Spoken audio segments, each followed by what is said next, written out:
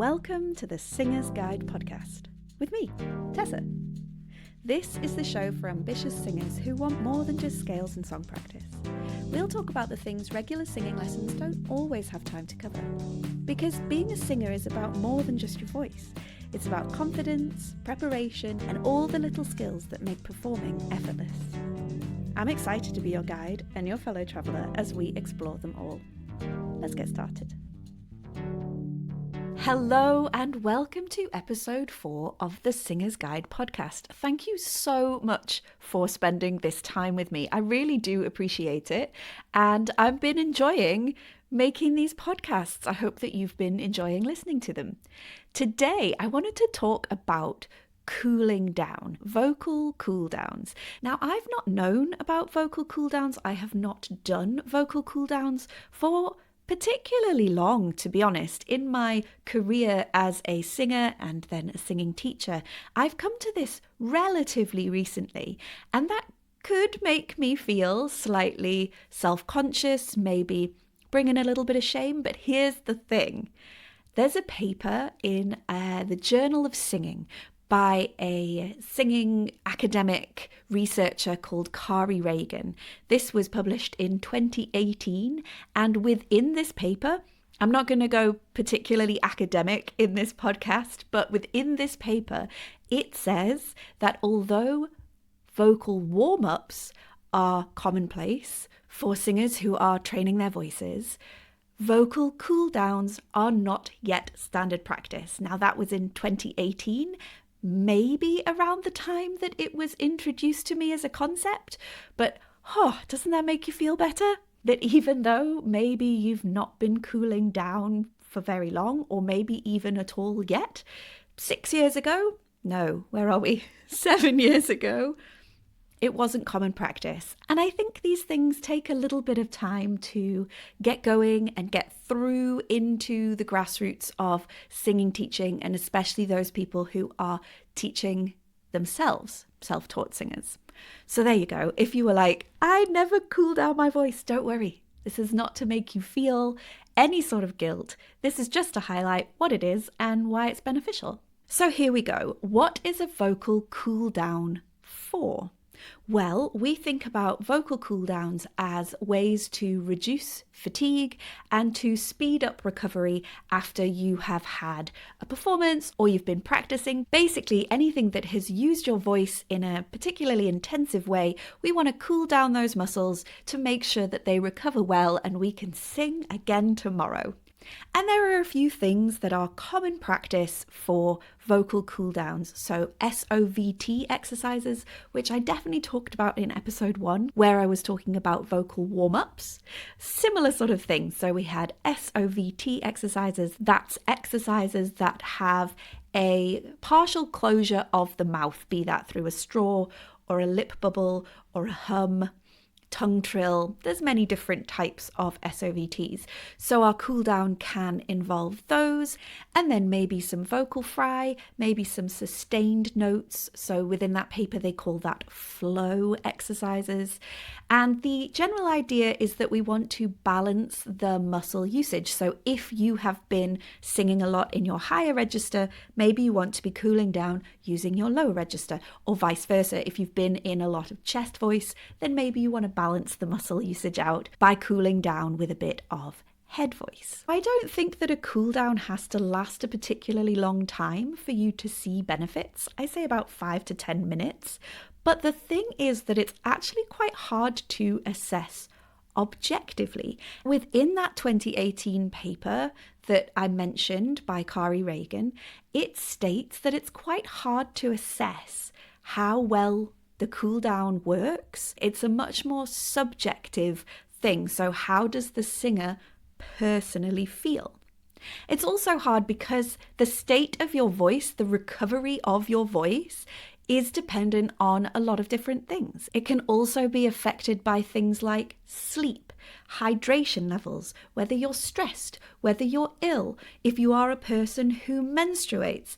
So all of these things can have impacts as well, and it's very hard to know specifically whether that one thing of cooling down has made a difference. However, bearing in mind that this is subjective, I have a story for you. Now, I know that for my voice, the things that tire me out the most and cause me to have a longer recovery time the day after a performance are late nights, alcohol, and intense singing.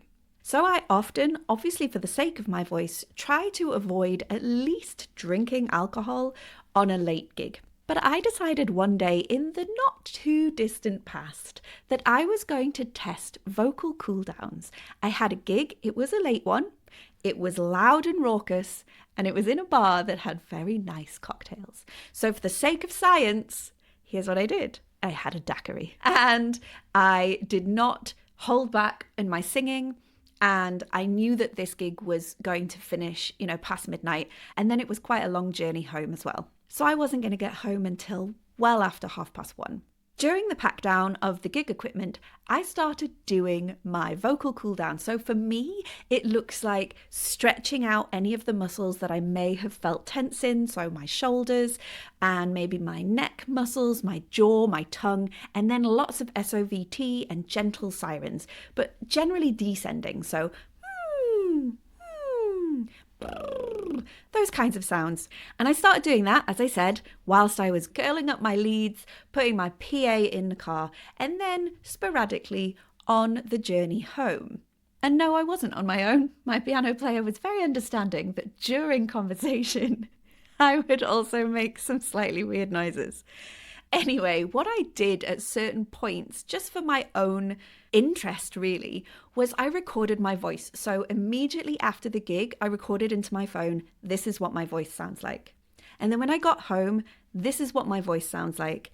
And then the next morning when I had to get up to do the school run super early, this is what my voice sounds like. And for me, subjective as it is, as we've already mentioned, it did make a huge difference to how I felt overall the next day, how my voice was functioning.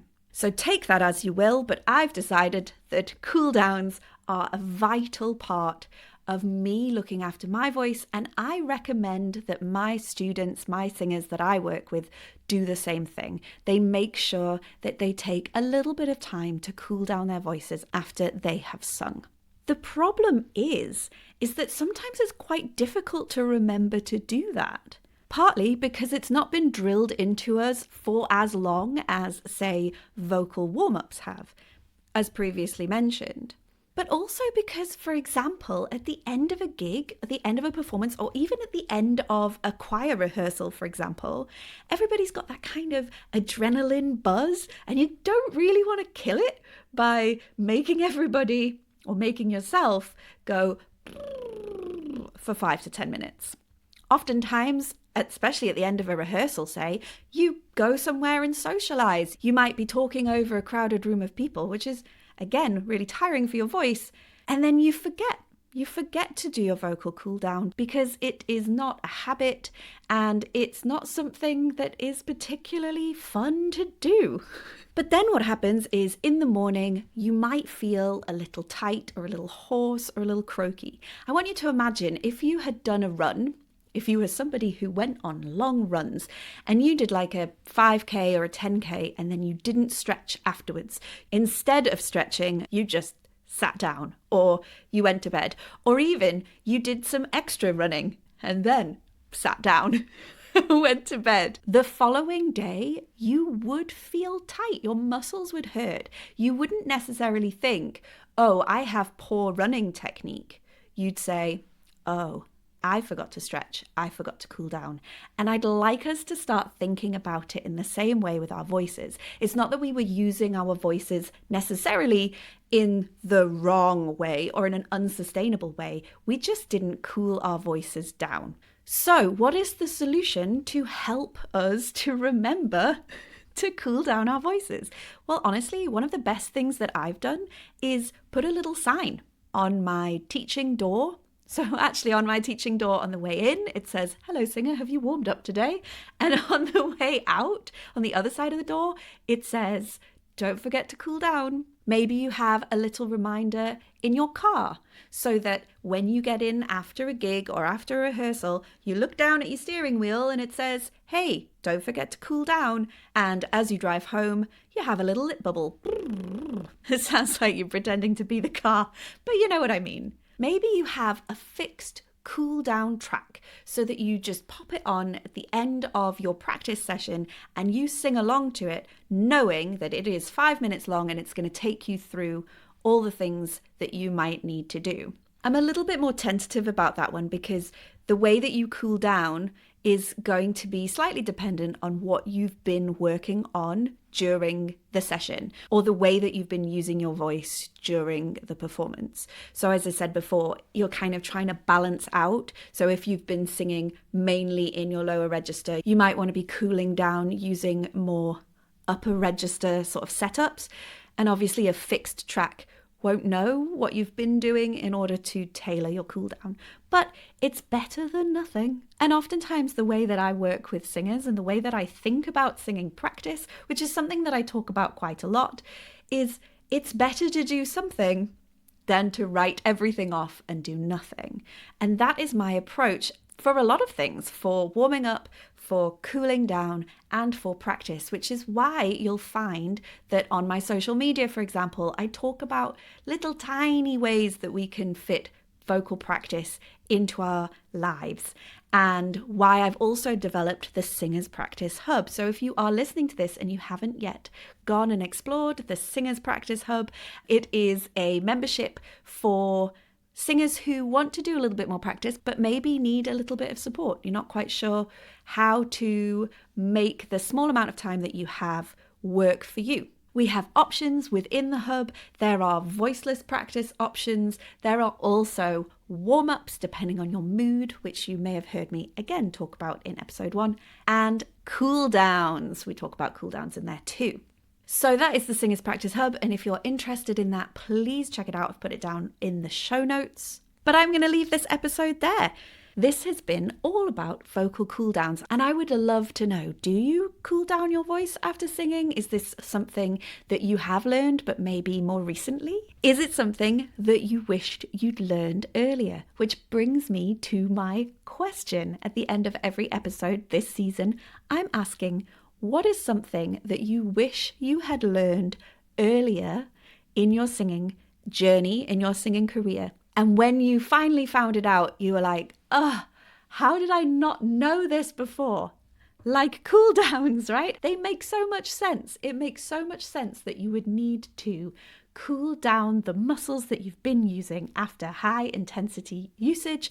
And yet, it took me a long time to find out about it. Do you have something like that? Please do let me know. I would love to collate all of those and talk about them in the final episode of this season. You can find me on social media and send me a DM. Tell me, this is what I wish I'd known sooner. And on that, I will say goodbye. Thank you so much for tuning in to the Singer's Guide podcast. My name is Tessa, and I will see you next time. Happy singing. Thanks for tuning in to the Singer's Guide podcast. You'll find all the resources and links from this episode in the show notes. If you found this episode helpful, please subscribe to the podcast, leave a review, and share it with a fellow singer who'd love it too. And don't forget to connect with me on socials at Tessa Smith Music. Keep singing, keep practicing, and I'll see you next time.